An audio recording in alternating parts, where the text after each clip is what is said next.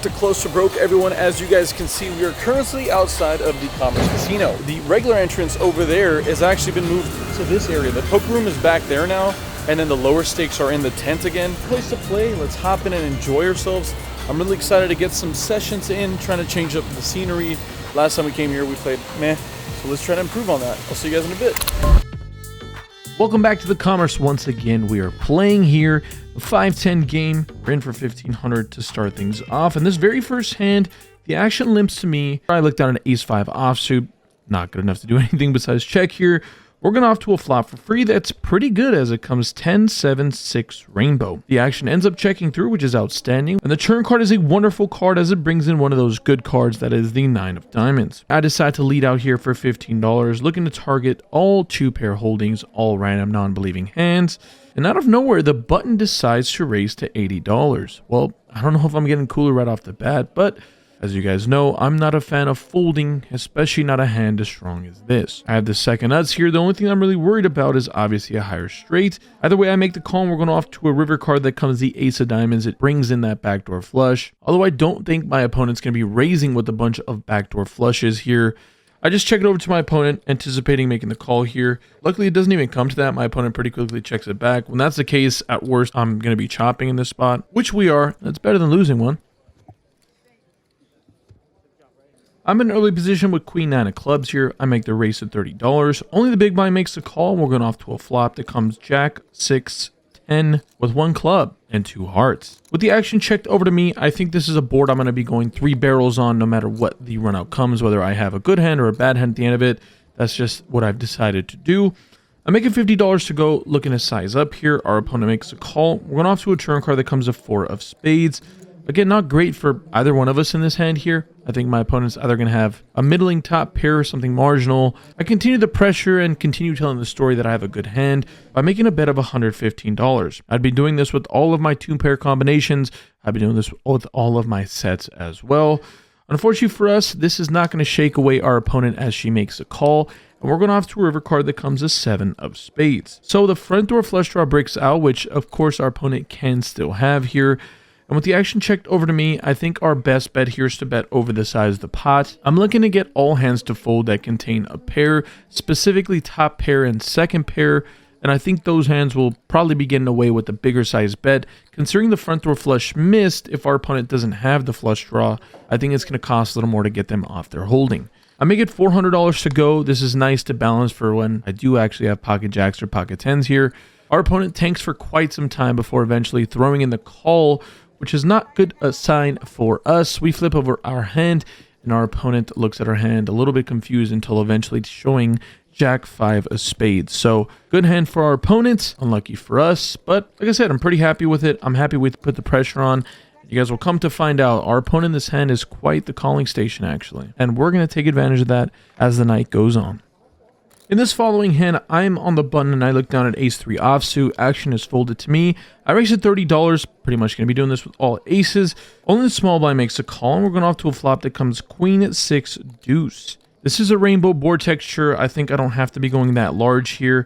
I decided to bet a third of the pot when it's checked to me for $20. Our opponent makes a call, and we're going off to a turn card looking to pick up some extra equity, and that it does come a 5 of hearts. With the action checked over to me once again, I decide to size up a tad bit. I decide to bet $65. Our opponent snap calls, and we're going off to a river card looking to improve. Comes a 9 of diamonds, and I end up getting a little bit of a live read from my opponent here. Again, sometimes these can backfire. Sure, something that might be a tick, or somebody just for whatever second just blinks a lot, or whatever the case may be, whatever that live tell you're getting is. When I get it, especially to a random player, I'm going to try to go with my gut. So I decided to bet $250. I think our opponent just doesn't have a good enough hand to call this large of a bet. I have the feeling that my opponent, like I said, with that live tell, has a pretty marginal holding. And it looks like our suspicions have been confirmed as she pretty quickly decides to make the fold. Luckily for us there, we don't have to get looked up once again with the bad hands. But for the most part, things have been going up and down this session. And hopefully we've only got some space to go up. In this following hand, I wasn't able to capture it on video as I clicked photo as opposed to video on my phone and didn't realize it. In this following hand, under the gun makes it $35. The cutoff and the button make the call. The action's on me in the big blind. I look down at 8-4 of clubs. Not a great hand, but it is suited, and I don't correlate a great deal with any of these people's calling or raising ranges for the most part. I make the call, we're going off to a flop that is actually really favorable as it comes 6-6-5 with 2 clubs. We flop ourselves a gut shot straight flush draw. With the action checked over to the button, he decides to bet $40. With the action now on me, I think playing this a little aggressive is nice. 1, if we make our hand, awesome. 2, I'm going to have a ton of 6s in my big blind range. So I decide to make it $150 to go, folds back over to the button, who decides to make the call. We're going off to a pretty favorable turn card that comes a queen of clubs. This is outstanding. Obviously, we make a flush, which is great. Other than that, it's actually going to be a little harder to put me on a flush, I think. Especially the 8 high variety. I decide to jam all in as my opponent only has $375 remaining. Our opponent snap calls, which is a little weird, but not when our opponent shows 6-5. So yeah, that makes sense.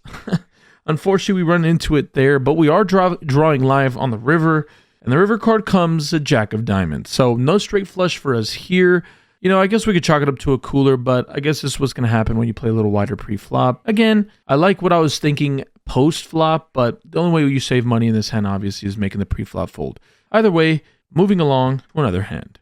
So after losing a pretty big one there, as you guys can see, we're going to have to top off for an extra $500. So I think that's just proof, even if I don't capture it on video and I do have a pretty important hand that I lose, I'm going to share it as often as I share the ones where I win without a video. So I guess that's what you call balancing your range. Moving along here, we're into this game for about 2,000 at this point, and almost another hour goes on before the next hand that we go over.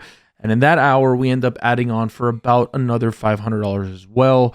Somewhere in that neighborhood, we're sitting with like 1,300 chips in front of us, and we're into this game for 2,500, which is never good. But we've got some more hands to go over, so let's hop right into it. In this hand, luckily we got the video back up. I decided to make it $30 from early position with pocket threes. Middle position calls, big blind calls, and we're going off to a flop that comes 10-6 deuce rainbow. With the action checked over to me, I think this is a reasonable board to c-bet sometimes. I make it $35 to go. Only the middle position player calls. We're going off to a turn card that comes a queen of spades. I think this is a pretty easy card to just check on and evaluate. I check to my opponent. This older gentleman decides to bet $85. Seen him do this several times against me, as well as other players, where if he sees some form of a weakness, he's just been jumping on it. So don't get confused. This is not your traditional OMC. This is somebody that's gone through the old man speeding course of poker. Well, considering I actually have some reasonable backstory with this player, I decide to make the call for 85. We're going off to a river card that comes a deuce of spades. I check over to my opponent, and luckily we don't get put to the test. He checks it back, we show our hand, and we are good. Just like that, we have found a way to win a couple more dollars. Okay, so to this point, we've been fairly card dead. We're currently taking a break, need a breather. I'm gonna try to use this a little more. I know I usually do the mid-session updates, but actually gonna sit out for a little bit. Cards need to change. We have not been able to find anything premium. Best hand we had all day so far has been like ace, queen, and that was a raise and everybody folded. So table's super passive, so try to take advantage of it. Let's hop back in a second. I'm gonna keep sitting out, relaxing for a bit, and then I'll hop back in. It just seems like I have this really bad habit of getting stuck really early and having to battle back. It would be really exciting to just sun run an entire session again. It feels like I haven't felt that in a while, but hey, we're in this seat. We're looking to get some of our money back, if not all of it. And the only way we can do it is by playing some reasonable poker. In this next hand, under the gun limps for $10. Plus one limps as well. Button makes the isolation of $60. The action's on me in the big blind with 8-9 of diamonds. I decide to make the call here. Both limpers make the call as well. We're going off to a flop that comes fairly reasonable as it comes ace, 5, deuce, 2 diamonds. We do pick up a flush draw as we do have the 8-9 of diamonds here. With the action checked over to the initial raiser, he decides to c-bet for $120. Pretty reasonable c-bet, going about half the size of the pot. With the action back on me, I have somewhere in the neighborhood of like $1,100 or $1,200 in my stack at this point. And I think the best thing to do here is set up like a pretty solid like raise here and then looking at jam the turn. So I ended up raising to $400. I think there's a lot of merit in doing everything, including even folding sometimes a hand this strong, but in this exact instance, playing aggressive and considering I'm down make a lot of sense. If I double up, I'm positive, but moreover than that, using my fold equity in a spot is really important as well. The action back to the initial raiser goes deep into the tank before eventually deciding on a fold. All right, there we go. Not too shabby. We end up taking that pot down, and a pretty reasonable one at that. Looking to finally build off and gain some momentum to continue through this session. Moving along, early position limps in this next hand. I find myself in middle position. I decide to isolate to $50. This is that opponent that we've mentioned is the calling station for sure. The big blind and the middle position limper make the call, and we're going off to a flop that comes queen jack 3 rainbow. With the action checked over to me, I think this is a really nice hand to just play a little more deceptively. Sure, it's only second pair, but against these players, it feels pretty strong. So I go ahead and make the check, and we're going off to a turn card that comes a 4 of clubs, bringing a backdoor flush draw. With the action checked to me once again, I decide to c-bet here for value, or delay c-bet I should say. I make it $65 to go. When it gets back over to the calling station, she decides to make the call, and we're going off to a river card that comes the 5 of hearts. With the action checked over to me once again, there's quite a bit of money in the middle, and I think going somewhere in the neighborhood of 30 to 40% pot makes sense. It's been very clear that our opponent is willing to look us up light. I make a thin value bet for $105, and our opponent snap calls. We show, and we are in fact good.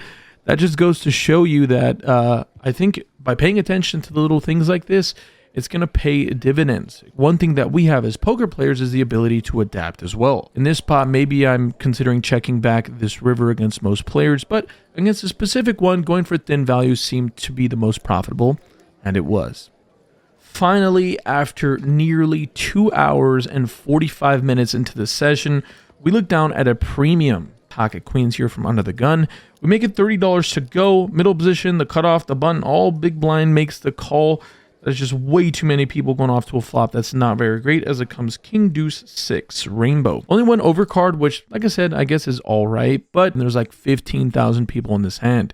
It feels like it's me versus the world at this point. It actually ends up checking through. All right, now I'm feeling a little more confident in my card, especially when the turn card comes a jack of clubs. Now we can actually bet for some value here.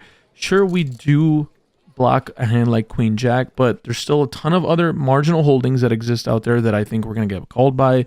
This does lend itself for allowing me to go a little thinner here maybe. I decided to bet $50. Again, not great in a traditional game, but in this specific lineup, I think I'm actually doing this and doing all right. Folds all the way to the button, who is that calling station friend we've mentioned quite a bit. She makes a call, and we're going off to a river card that comes a 5 of hearts. This does bring in that goofy gut shot that was available, but doesn't change a whole lot to the board. So if I was good on the turn, I'm probably good on the river. I decide to bet here $50 as a block bet, as well as a thin value bet. I guess you can kind of take it for what it is. Our opponent once again snap calls, and we show the pocket queens. And in fact, we are good once again. She's a good sport about it, though. She giggles it off, saying that I once again just barely outpipped her. But again, that's just going to happen when I'm just able to capitalize on things like this. It's good when I'm not the one having to make these hero calls and when I'm forcing people to make them. The last 2 hands of the session come in succession, so let's go over them. Early position decides to limp here. I'm in the cutoff and I raise to $50. The small blind and the limper make the call. We're going off to a flop that comes queen, queen, 4 with 2 clubs and a diamond. With the action check through here, I have enough showdown value to check, so that's what I do. The turn card comes a deuce of spades, and at this point, the small blind leads for $65. This is that same gentleman I was talking about earlier that when he sees any form of weakness, he just pounces on it. So with the action folded over to me, I end up making the call here for $65. I went off to a river card that comes a king of diamonds. All right. We now end up with top pair here. With the action on our opponent, he decides to once again take the bait and bet $140. I pretty much beat him in the pot here. I didn't call king high to make top pair to fold to a river bet. So I make the call here, and our opponent snap mucks, doesn't even let us see his hand. That's fine with me. I don't even have to show my hand. So ship the pot over to Papa. All right, here, we're going to fast forward through this little part here, as you guys would not believe it. On the very next shuffle, we get king jack once again here. And once again, under the gun decides to limp. I find myself here in the hijack now. I make it $40 to go. The button, who's the same player from the last hand, calls. And the big blind decides to make the call, and the limper calls as well. We're going 4 ways off to this flop, looking to connect in some fashion until we don't, as it comes 8-4-3 rainbow. With the action checked over to the button, I don't really have c-bets on this board too often, it ends up checking through. We're going off to a very beautiful turn card as it comes a king of diamonds here. There's quite a bit of money in the middle, and with the action checked over to me, I decided to bet $50, going somewhere in the neighborhood of a third the size of the pot here. Gets back over to our Collin Station friend, who decides to make the call, and we're going off to a river card that comes a 4 of hearts pairing the board. Doesn't change much here. If our opponent happened to have a 4 here, tip your cap off to them. It's a little less likely when our opponent decides to check it over to me. With the action now on me, I think at this point it's important to bomb it for several reasons, none of them to bore you with, besides the simple fact that earlier on in the session I bombed it with queen high. It's probably a good idea to do it when you have a good pair. I decided to bet $250 going somewhere near the size of the pot, and our opponent goes pretty quickly into the muck here. Happy to take down the last pot of the session. Like I said, we didn't win any big pots on the second half of the session, but I think we did a really good job of playing the cards that were dealt to us. First half of the session was completely different. We were just playing a bunch of random crap and not doing a great job of really anything. I think the second half, we were able to really change and understand the dynamics of the table and take full advantage of that, finding a bunch of thin value bets and spots that maybe aren't commonly done. Maybe we misplayed some hands, maybe we didn't, but I think at the end of the day, I'm really happy with the way we came back in today's session. Let's turn it over to me in person at dinner with the missus to see how the hell we feel after another day at the Commerce Casino.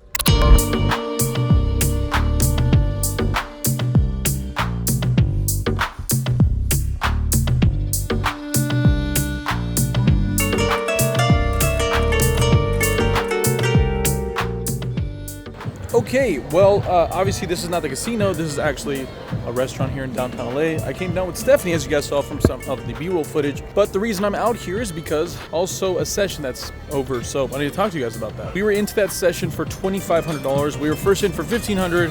After a couple of mishaps, we added on for $500 and then $500 again.